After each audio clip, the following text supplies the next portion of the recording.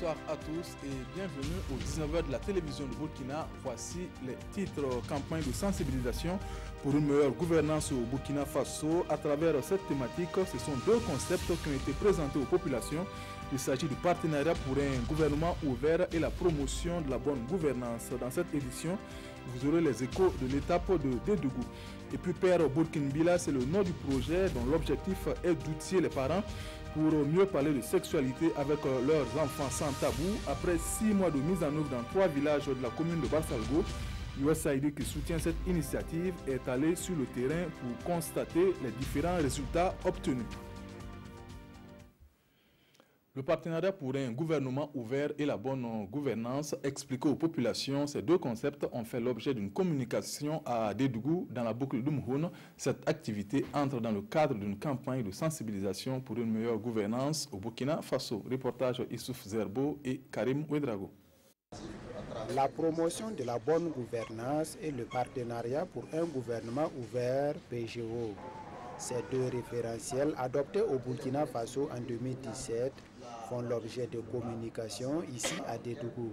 Ces deux référentiels visent tout simplement à implémenter ou à faciliter la prise en compte des principes clés de bonne gouvernance, notamment la primauté du droit, la participation, l'équité, la transparence, la lutte contre la corruption et surtout l'amélioration de l'efficacité de l'administration publique. Au sortir de cette formation, les forces vives de la région de la boucle du Mouhoun devront s'approprier aussi les 13 engagements du PGO. Pour les citoyens aujourd'hui, il ne s'agit plus de voter et d'aller s'asseoir à la maison et attendre les prochaines élections pour ensuite s'exprimer. Quand vous prenez le Code général des collectivités territoriales, il autorise par exemple les citoyens à participer par exemple aux sessions du Conseil. Donc c'est lorsque les citoyens sont impliqués dans les prises de décision, dans la mise en œuvre des politiques publiques, c'est ça qui concourt justement à la promotion de la bonne gouvernance. La promotion de la bonne gouvernance et le partenariat pour un gouvernement couvrent la période 2017-2027 au Burkina Faso. Il est attendu des participants de vulgariser ces deux instruments auprès des populations à la base. Le conseil municipal de la commune de Falaguntou a présenté son bilan à la population ce 11 octobre. Un bilan jugé positif malgré la situation sécuritaire. Les prochains défis de la commune ont aussi été évoqués au cours de cette journée de redevabilité. Reportage Bouré Makane et Sekou Zongo.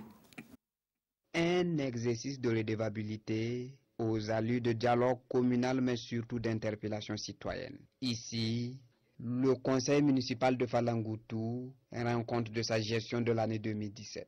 Nous avons fonctionné correctement. Toutes les instances du conseil municipal se sont tenues. Par rapport aux investissements que nous avons menés au cours de l'année 2017, ces investissements sont allés vers les secteurs sociaux de base. Ce qui permet de dire aujourd'hui que dans notre commune, nous n'avons aucune école sous paillote.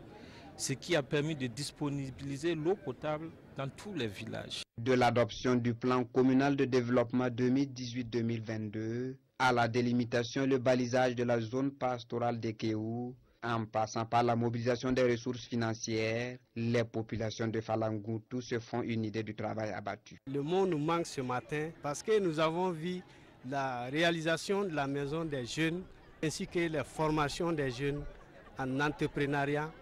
Maison des femmes équipées, il y avait une mini-laiterie accompagnée de 25 vaches laitières et 5 taureaux et encore employé 400 femmes. Le bilan 2017 des activités de Falaguntou est positif de l'avis de son conseil municipal.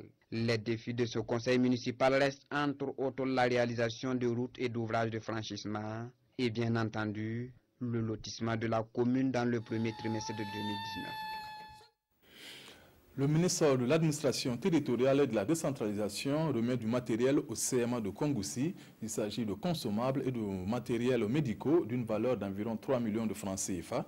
Ce geste vient ainsi soutenir cette structure sanitaire ravagée par un incendie au mois d'août dernier. Reportage de Césaire Carrefour et Bouma Ernest Nebier. Un soulagement pour les malades et le personnel soignant du CMA de Kongoussi. Le ministre en charge de l'administration territoriale vole à leur secours à travers un don de matériel médical. Un geste qui est une contribution de donateurs et ses partenaires au renforcement des capacités opérationnelles du CMA de Kongoussi, qui a vu ses services vitaux décimés par un incendie le mois d'août dernier.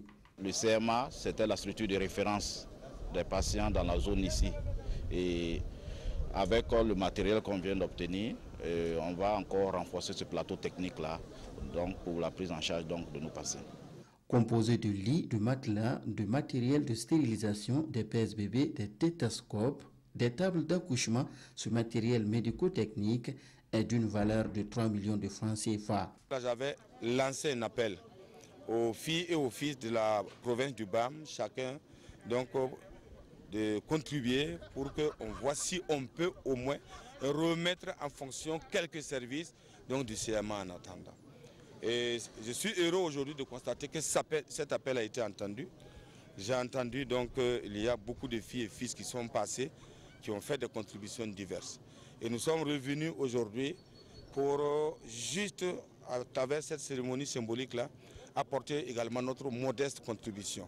Et considérer et de rappeler aux uns et aux autres que cet appel-là reste de vigueur. Selon le directeur régional de la santé du Centre Nord, une évaluation est en cours pour la réhabilitation totale du CMA. Mais en attendant, tous ces services sont délocalisés au centre médical diocésain de Kongoussi. Outiller les parents pour qu'ils puissent mieux parler sexualité sans tabou avec leurs enfants, c'est l'objectif du projet Père Burkinbila. Il a été mis en œuvre durant 6 mois dans 3 villages de la commune de Bassalgo. L'agence américaine USAID qui finance ce projet a rencontré les bénéficiaires du village de Tamasgo pour apprécier les différents résultats. Oscar Soulaman, Ismaël Diloma Sirima. Avec des images à l'appui, ce père de famille parle de sexualité à ses enfants. Il leur montre les risques qu'ils courent en optant pour une sexualité non maîtrisée, les grossesses non désirées, l'impact négatif sur leur scolarité, de même que les moyens de se protéger sont autant de sujets débattus entre père et fils à Tamasgo, dans la commune de Barsalgo. C'est un point positif pour nous parce qu'avant, c'était des sujets tabous. On est là, on peut discuter avec les enfants, il n'y a pas de quoi. Ce résultat est atteint grâce au projet Père Burkinbila financé par l'USAID. Il a touché les villages de Tamasgo, Basma et Saba dans le San Matenga. On dit toujours que les Mossi, ils ne peuvent pas parler à leur fille, c'est un tabou. Mais non seulement ça, ils ne peuvent pas parler de leur santé de reproduction, ils ne peuvent pas laisser leur fille de 14 ans aller chercher la planification familiale. Mais ce que ça a démontré aujourd'hui, c'est que le père ont démontré, c'est le fait qu'ils n'ont pas peur de parler à leurs garçons, leurs adolescents. Les témoignages recueillis ici auprès des bénéficiaires font état de la diminution des grossesses en milieu scolaire. De plus, dans les familles, l'espacement des naissances commence à être une réalité. Juste 12 mois après ma première grossesse, je me suis retrouvée à nouveau enceinte. Et juste 16 mois après mon deuxième accouchement, j'ai pris une autre grossesse. Ça m'a beaucoup fatiguée et maintenant, avec l'espacement des naissances, ma famille est plus épanouie. Le projet Père Burkinbila a duré 6 mois. Au vu des résultats, l'agence américaine de développement envisage de l'étendre à plus de villages au Burkina. En ce début d'année scolaire, voici un geste pour soutenir les élèves en situation difficile. Il est de l'association Gataba qui a fait don de fournitures scolaires aux pensionnaires de l'orphelinat Jira Imana situé au secteur 51 de la ville de Ouagadougou. Reportage Isiaka Ouedraogo et Frédéric Etienne Bassenga. Des fournitures scolaires pour les internes de l'orphelinat Jira Imana de Karpala, c'est au secteur 51 de la ville de Ouagadougou. Ce don est le résultat de l'engagement de l'association Gataba avec le soutien des maires des arrondissements 10 et 11 de Ouagadougou et du directeur général du FONER. Parce que nous, on a décidé parce que, tu vois, orphelin, si tu es orphelin, c'est Dieu que tu es. Et tout c'est là qu'on a pensé ça le matin pour la session Gataba. On s'est vu le bureau et puis le nom, on s'est vu et puis voilà. Puis on a pensé de ça et puis on est venu pour réunir le comité scolaire. Le matin, on a eu des sacs on a eu académie, on a eu des bics, des lacrés, donc, etc., etc. Donc vraiment, on est très heureux. Si on ne peut pas parler, si on parle, on va... Voilà. Cadeaux seront distribués en fonction des besoins de chaque interne, conformément à la liste des fournitures scolaires. Et c'est toute heureuse que la représentante de la directrice reçoit ce présent. Tout geste qui est fait pour nos orphelins, cela nous va droit au cœur. Nous voyons qu'il y a des gens qui portent le souci avec nous pour l'éducation, l'entretien de ces enfants. Et c'est vraiment la joie. L'orphelinat Jiraïmana a ouvert ses portes en 2006 avec une vingtaine d'internes. Aujourd'hui, il compte 88 orphelines. La 3e édition de l'excellence scolaire de la commune de Kantchari a eu lieu ce 16 octobre. Les meilleurs élèves et enseignants ont été récompensés pour les résultats obtenus. Le nouveau collège municipal de la localité a été aussi inauguré à cette occasion. Aimé Douamba et Ibrahim Sanou. Avec un taux de succès de 94% au certificat d'études primaires, Blandine Kaboré obtient le prix du meilleur enseignant de la commune de Kantchari à cette 3e édition des prix d'excellence. Je suis très ému pour les cadeaux que j'ai reçus. Je remercie mes collègues qui m'ont soutenu et surtout je remercie mon mari qui m'a beaucoup soutenu durant l'année scolaire. Les meilleurs élèves au CIP, au BPC et au baccalauréat 2018 ont aussi reçu des distinctions. J'ai bossé et puis j'ai prié Dieu pour que ça marche. Je dois dire à tous ceux qui n'ont pas été distingués d'être le meilleur partout, où qu'ils soient, d'être le meilleur, de chercher toujours le plafond, de ne jamais s'arrêter au milieu. Dès lors que les enfants savent qu'en se mettant au travail, ils peuvent recevoir des prix. Une fois qu'ils se sont fait remarquer par leur travail à travers l'excellence du travail qu'ils ont fait, je pense qu'ils donneront de bons résultats aux examens. Cette journée a également été l'occasion de procéder à l'inauguration du collège municipal Niemnani de Kantchari. C'est avec l'appui de ses partenaires techniques et financiers que le conseil municipal a pu réaliser ce joyau. Ce qu'est la refuse de Kantchari, si ils ont la bonne volonté, ils peuvent emboîter les pas du promoteur pour apporter également leur contribution à la construction de cette commune. Et au maire de solliciter toutes les bonnes volontés de s'investir afin de construire d'autres salles de classe pour que le CG qui compte actuellement 4 salles ne soit dépassé d'ici à la rentrée prochaine. Soirée de prière pour la cohésion et la paix au Burkina Faso. Elle a été organisée à Bobo-Dioulasso par la Fédération des Églises et Missions évangéliques du Burkina. Ce 14 octobre, donc, les fidèles se sont mobilisés pour implorer le Tout-Puissant. Reportage Lamine Karantao et Amadou Lougué. Une salle surchauffée, la cérémonie prend ici l'allure d'une vraie fête populaire. C'est une soirée de prière pour la paix au Burkina Faso, un pays en proie aux attaques terroristes. Le but de cette soirée de prière n'est autre que d'intercéder pour notre nation, de prier pour la paix du Burkina Faso, prier pour la sécurité du Burkina Faso.